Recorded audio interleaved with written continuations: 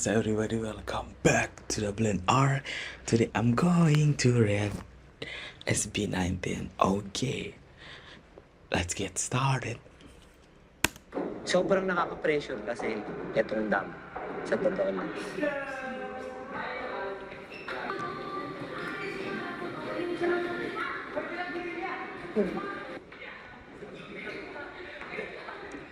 Yung weakness na pinapalakas namin, pinapa-strengthen namin is hindi yung flesh, hindi Wow. yung namin.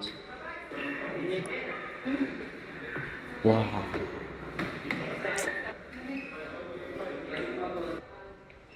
Pagiging this is the process. warrior Yeah. talaga. Wow.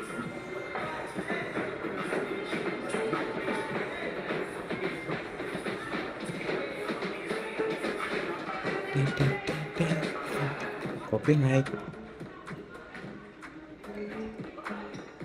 Hanggat hindi natatapos yung isang project, hindi ako makapagpahinga. Hindi rin ako makatulog ng maayos. Kasi parang may utang ako sa sarili ko na kailangan kong bayaran.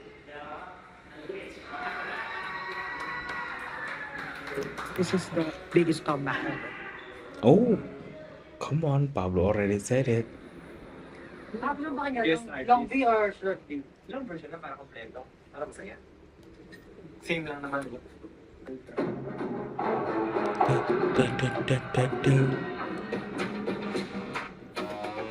Is it Pablo?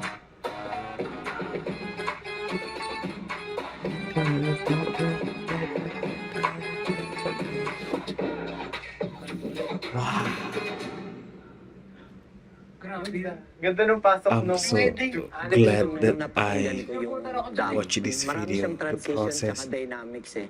So parang na-imagine ko talaga noon, maraming mangyayari. alam mo yung yung paglalabanin yung ano, sabong yung parang dalawang tao, parang Tapos yung dance break niya ibang field eh. So this is their Parang studio? ano siya, parang hip-hop Okay. na 70s style. Wow, so this is the place that Gusto ko yung variation. this is the magic Actually, nagawa ko place. na agad siya. Nung nakuha ko siya. Nung nandun ka na agad. Nagdagdag pa kasi ako ma-acquire. Kasi na-feeling ko pwedeng Parang chanting nasa likod. Gregorian Pablo is so genius. Pagdating naman sa recording ng song na You really knows this how time to. kasi sobrang organized ng team namin. I guess, pero hindi siya naging madali eh. Siyempre, naging mas meticulous pagdating sa pag-record, sa pag-edit, sa collate ng lahat para ma-release ng the best. dapat level sa crowd. or dapat nga mas matabo pa nga yung crowd eh. Tumatapos yung ano ba, ganun eh. Basta parang lawak niya. Oh, so all of them participate making this song. Kasi sobrang lakas ng crowd eh. Crowd na dapat to. I thought it just Pablo. Para yung pasok nung may gagawin niya yung support, dapat yung ano ko. Excited ang lahat dahil nga panibagong awit, panibagong Damn, EP. they're, So panibagong aral, they're panibagong really smart. matututunan naman. Na-imagine ko na, nafe-feel ko na maraming mangyayari sa sayaw.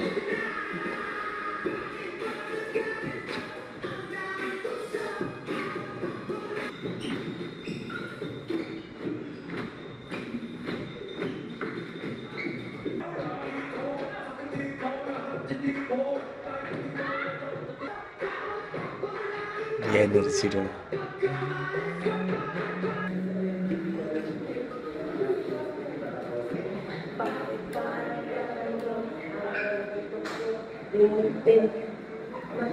This is why I love SB19, guys. The dedication, the effort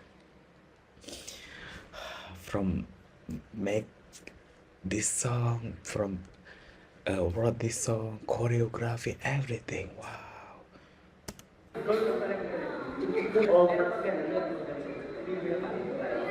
Such a hardworking group.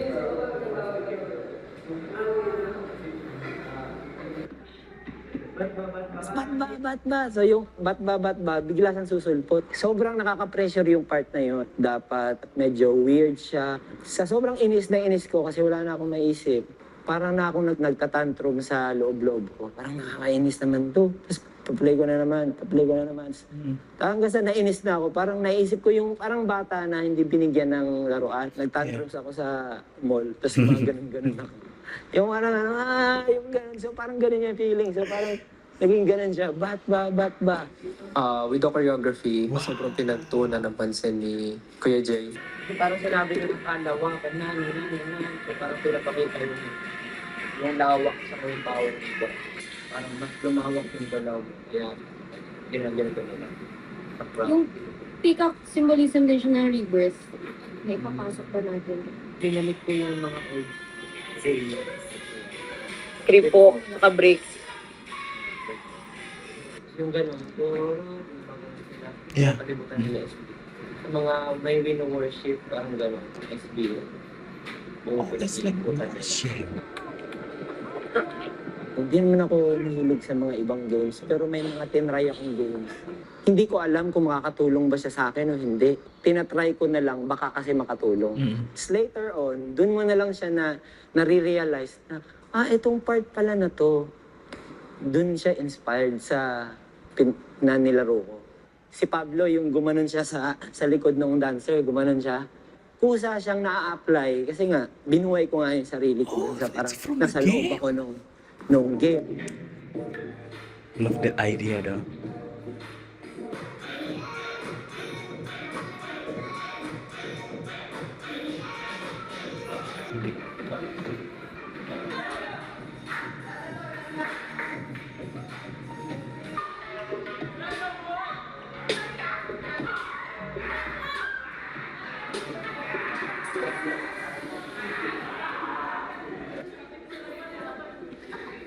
Look at Pablo. Josh.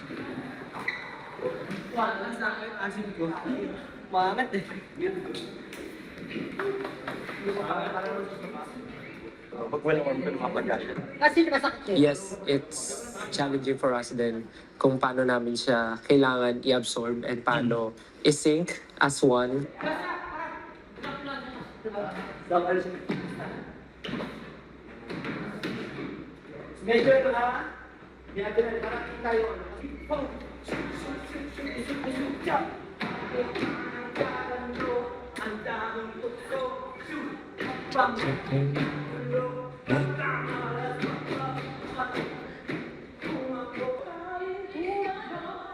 Look at that.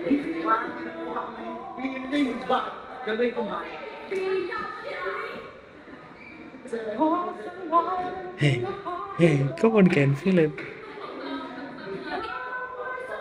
And style, as always, with his big vocals.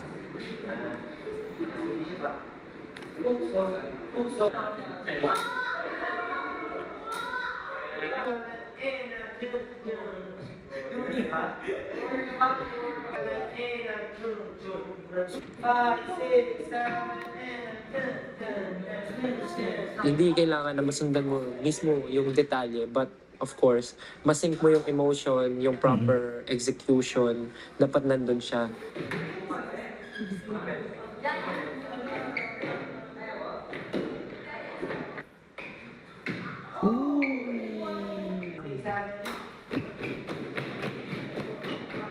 Laging panagaling ko, ang daming tukso, tawad at palaging may ulo.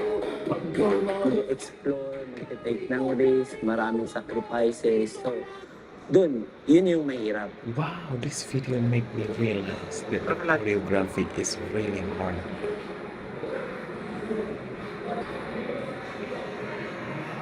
There's a lot of moves that need a lot of practice. Ito yung dulo ng dila ko.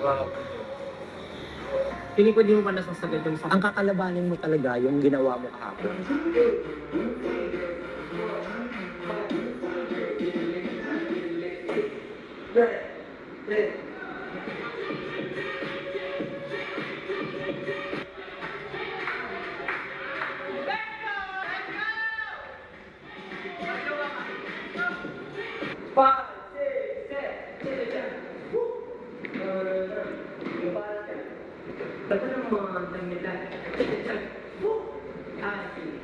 Wow, the formation. The synchronization.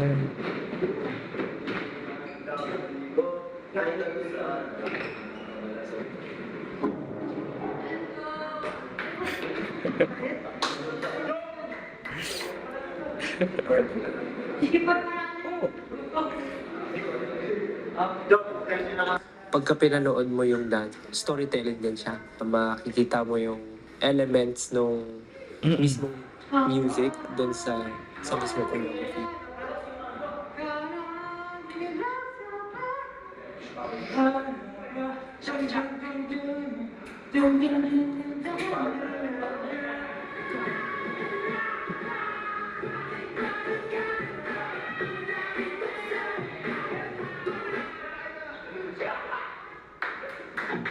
Wow. Hey, hey, where? Look, that's so difficult.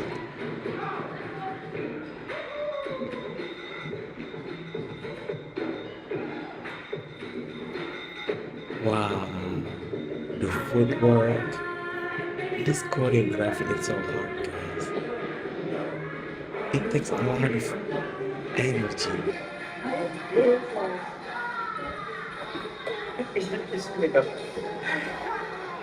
May sigaw kasi hindi kayo dun eh. Hindi kayo sinisigaw eh.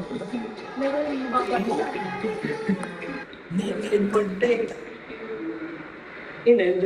Oh, wait. Already? Papalakas kami. Kasi sa totoong Step. buhay, You got seryoso, me. nakakapagod talaga yung dam.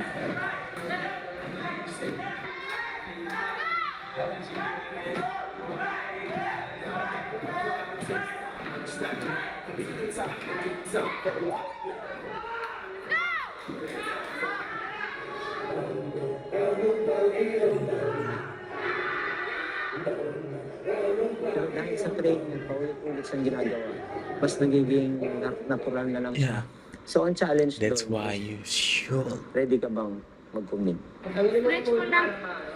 Ako nga talaga. to do some rehearsal.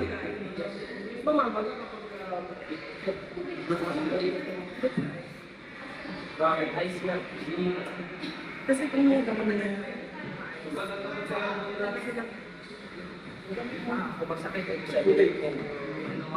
Yung emotion na kailangan ng choreography, nandun siya and kailangan mo siyang ma-deliver ng maayos. Yung chorus talaga, sobrang something na masarap niya ulit-ulitin. So, kaya yung ganun, bago sumugod yung kalaban sa kampo, may mga kawal munang pupunta sa harap para salubungin yung kaaway. Bago nyo marating ang SB19, kami muna babanggain niyo. Thank you. Oh, finally, I understand the story behind this choreo.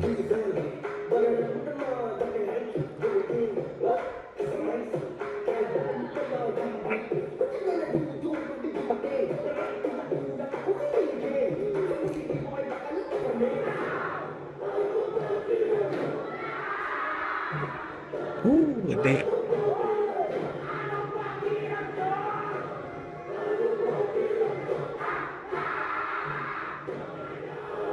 That screaming though. I love that scream. Feels so natural. Sounds so natural. Wow.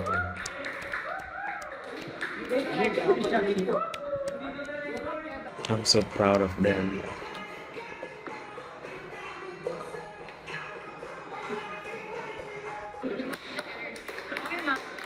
Look at them.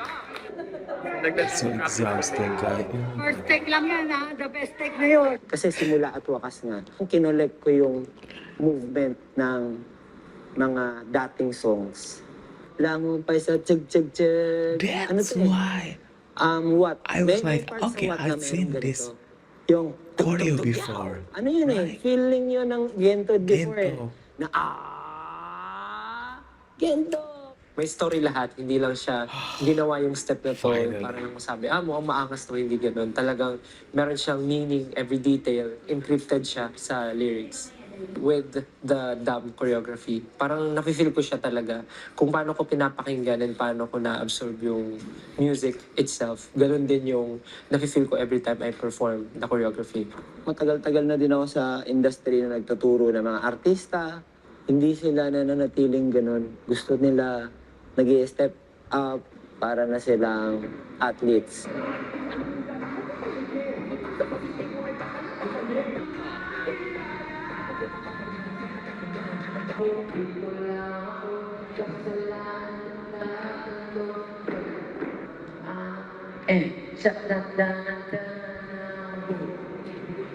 Alam nila na the more na nagsisit pa sila ng mangyayari sa buhay nila, mas marami pa silang haharapin, mas marami pang struggle, mas marami pang challenges.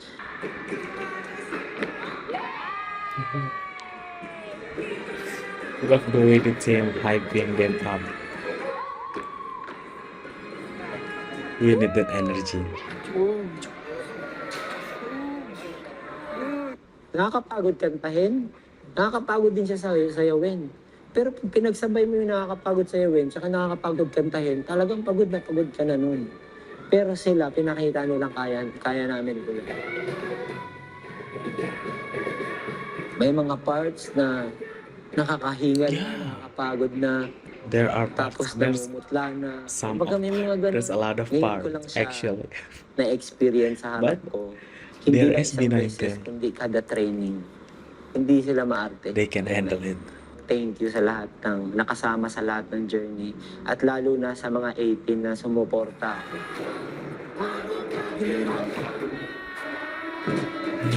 No, no, no, no.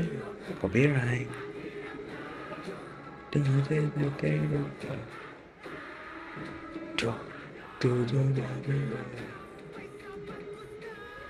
Already? Wow, I can't believe this is 17 minutes. Wow. So, wow. Okay, now I understand. I have so many questions about the choreo, but now I fully understand. Okay, thank you for this video. Damn the making song and choreography. Wow, they are such a hardworking group from wrote the song, making the song, the choreography. Wow, everything. They really put their soul, their heart into this project, guys. I will always support them no matter what. Period. This is the end of my reaction. Bye bye.